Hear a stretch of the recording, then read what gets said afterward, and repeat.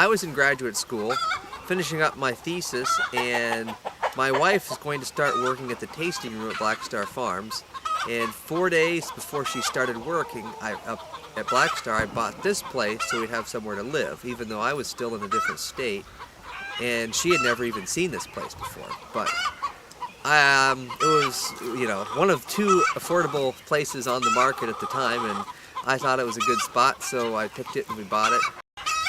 And after I moved up here, which would have been like 8 to 10 months later, I started working for Black Star Farms and got the job to manage their farm. Interestingly enough, in the fall, which would have been right about the time I was almost moving up here after graduate school, while my wife was working in the tasting room at Black Star Farms, Adam Montri came in to do some wine tasting.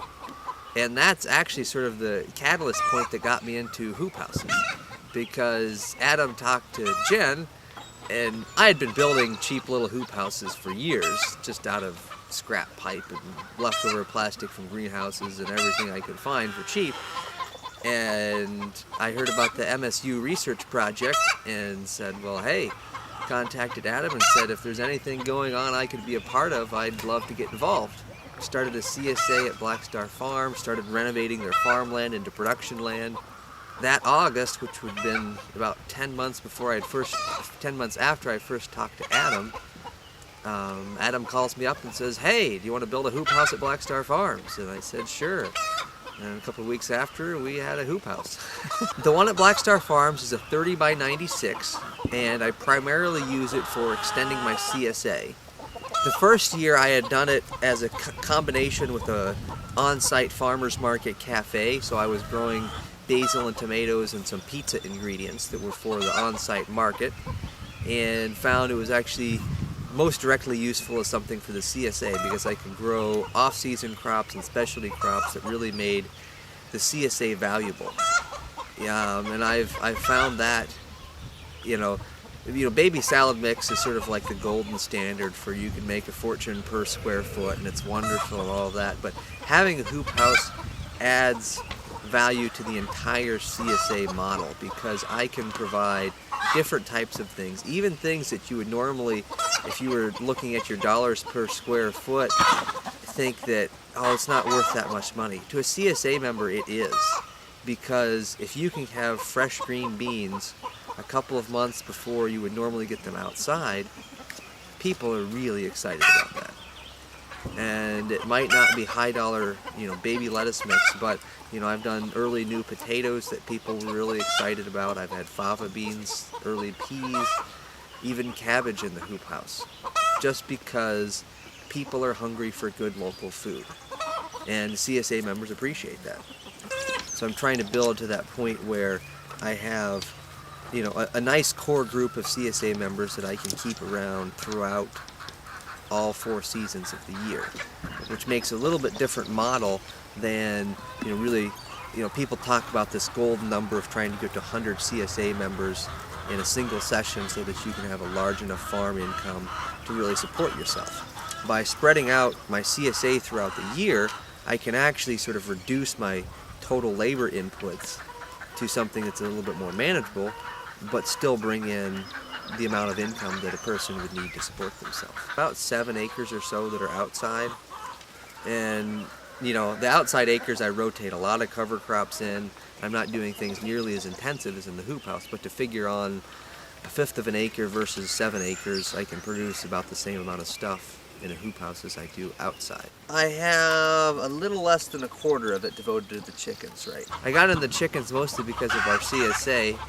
The CSA members really wanted to make sure they had more eggs in the CSA, and that's what really prompted me to get into the chicken business. And I started out with the chickens, I brooded them in our basement, then moved them out to the hoop house, and that's where they've been.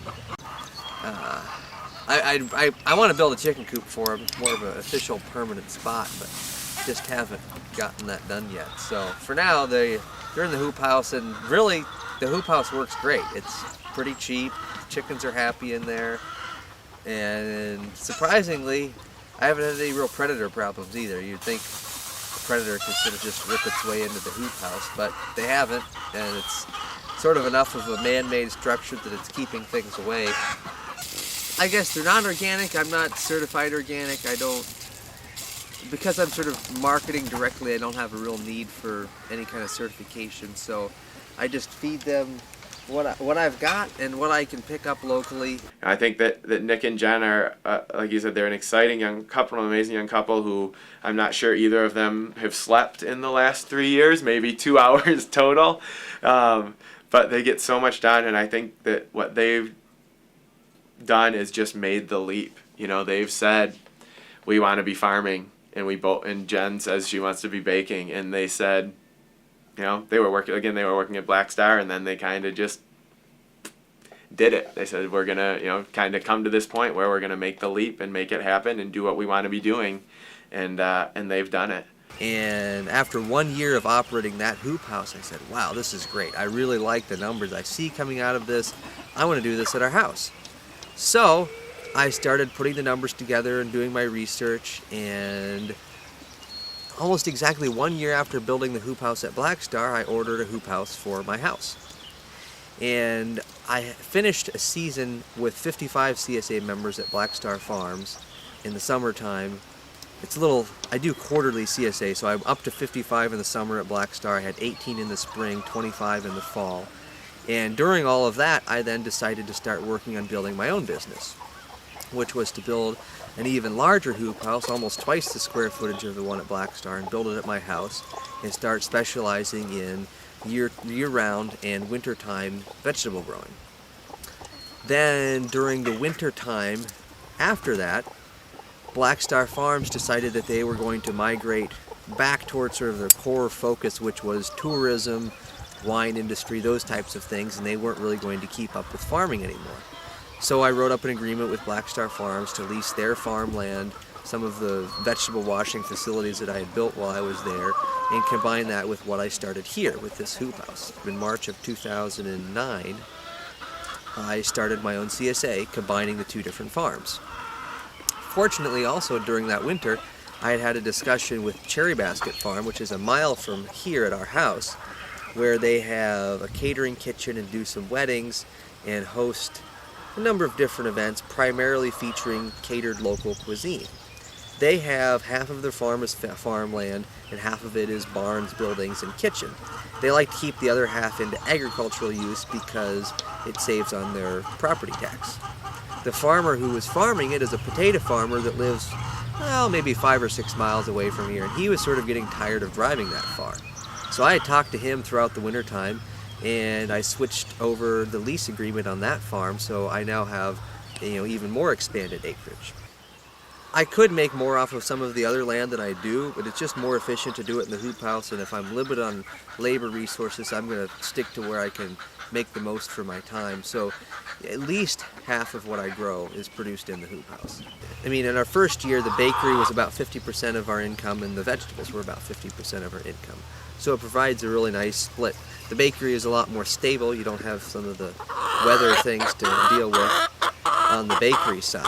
So it's nice to have something that goes with the farming that's reliable and you can count on more on a week-by-week basis. So I like to have something like that. In addition to the bakery, we're looking at having more sort of processing kitchen space so that we can preserve and prepare a lot of the foods that I produce, so that when we have surplus, we can can and preserve things, so that adds to sort of our year-round sustainable food production system. And Black Star really wasn't interested in going the complete bakery direction, so once we started our business, Jen definitely wanted to start that up. So she uses the facility at Black Star. Probably 7 years ago, maybe, she had worked for French bakers when we were in Ohio, and learned a lot about how to make high-quality bread from simple ingredients, naturally leavened, and using a wood-fired oven. Well, the baked goods really help supply some stability at those farmers markets, because now that I've started a 50-member CSA last week. I'm really not planning on selling anything at farmers markets for a couple of weeks, just to make sure I have enough produce going into the CSA. And then after that, I use the farmers markets more or less as an overflow for my production for the CSA. I like the CSA as sort of my first option because I have the cash up front. It really helps me get started and make things happen on the farm. So I make that my first priority for where vegetables go. And then once I have excess capacity, I push things onto the farmers market. I'm Mo, and I work at Leland School in the cafeteria, and I was doing we have a fruit and veggie grant program where the kids, all the students could eat all the fruits and veggies they wanted all day long. It was through the Department of Agriculture, and I was the preparer and the organizer of all the fruits and vegetables. So I started working with local farmers in Leelanau County, and in the process Jen and Nick came in, and they had just started their farm at Black Star and Nine Bean Rose in Omena, and we became fast friends, and she started bringing in bread for people to taste and croissants, and just in the process we became really good buddies, and I've been hanging out with them for probably 3 years, and I work on the farm, and well, hopefully we're in the process right now. I'd say within the next 2 or 3 months, the school board will vote on it for sure. We'll be carrying their products for our school lunch program at Leland. Nick does a lot with children's gardens, and he had a children's garden for the student migrant summer school program, and all of the food went to the families, the migrant families in Leelanau County, and we delivered it to all the camps. And I think through that, Nick got to be friends with a lot of the kids, the students. I think he's had quite a few students out to his Hoophouse too. I think Nick's about education. I think Nick and Jen are all about education. I think they're all about education. And Jen said this once, she wanted to help change the way people ate. You know, when we think about it, it was Metro Detroit automotive workers or Chicago people coming up and summering there, and we see so many houses for sale now. But what's happened, I think that what's amazing about that area is that there's the tourist population that helps to support those restaurants in the tourism industry, but there's also the local people who do live there year round that are really supportive and have said, look, we are investing in this, in our farmers, we're investing in our communities, we're investing in our restaurants, and that they frequent that as well. I mean, we've seen a lot of places where people, it's similar, actually it's kind of similar to a college town, right? If you cater only to the college population in the summer, you don't have an income. So, that's kind of a little different up there. If you cater only to the summer population, what do you do in the winter? Some people have chosen to shut down and move away for the winter. Other people like Nick and Jen and a lot of others who have Hoophouses up there and farming operations and bakeries and other food processing operations have been able to really be supported by both the local and the tourist industry. My graduate degree was a master's degree in horticulture. My emphasis was actually molecular biology and development of tomatoes. Most people don't realize that I use my background every day. I have degrees in economics and chemistry, molecular biology, genetics, and you might think that I should be doing something else, but actually having that deep integrate background is what allows me to make decisions on what I should do where. Really, my major goal with this is to sort of use my economics background and take what I'm doing here and build a reliable model out of it, numbers-wise, cash flow-wise, and look at it as a sustainable farm paired with food preservation. And I kind of like the idea of having sort of an artist or artisan connection with the farm, and that's where the baking fits in with Jen. But take that model, in 10 years from now, I would like to have taken this model and be spreading it into many different places so that I can provide a business model and support for young farmers and entrepreneurs that want to get into food production. So basically, I would like to fine-tune this system here with what I'm working on, make it work, come up with some numbers that are reliable, and then be able to offer new farmers an opportunity to start a business similar to this. really anywhere across the country. If there's a market with a demand for local food, I'd like to be growing there. Jen doesn't like the word franchises, but that's what I call it in terms of the basic model and the idea. Young farmers oftentimes have trouble with land acquisition. They have trouble with, how do I get started? What do I do? And, many times people struggle with that real world application phase. So if I had an established business, I could really take people in that have the interest and enthusiasm, give them some guidance and stewardship, as well as set up land so that they can farm and bring people in. And I have sort of a complicated financial model I'm working on for it that would sort of allow for, as years are worked, partial ownership based on years worked for these farmers in what they are doing. It would be a CSA for farming, essentially. It might be traded on a little bit different level, and essentially what a farmer would then be doing is, as they would work, they would build ownership, which then could be used as a retirement.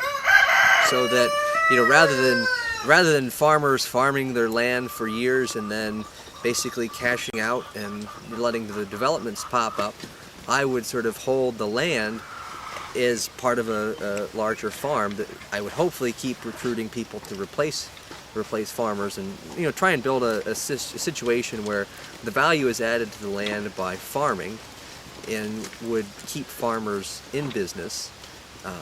I don't really like the model where people are sort of decommodifying land so they make it less valuable so farmers can farm it. My idea is to create an incredible amount of value on the land so that it stays in farming, because that is what it is useful for. Like any business, whether it's agriculture or otherwise, you have to make sure that you have the market where you're going in. And again, there's a lot of people that are young and interested in agriculture that are willing to, like you said, go to school, or do internships or do mentorships or be farm apprentices. We see a number of, or work at incubator farms. We have a number of those different models going on around the country. And I think Nick's talking about it. Four Season Tools is doing it already. I mean, their idea, right, is that they worked at Elliott Coleman's farm, and now what they're offering as a business is that they'll do everything from selling you a hoop house and some tools to coming and installing it, helping with your crop plan, helping with your marketing. So in a way, that's like franchising Elliott Coleman's farm in a little bit of a way. I guess a lot of why I'm doing what I'm doing is I'm not necessarily waiting for the government or a nonprofit or grants or anybody else to do something.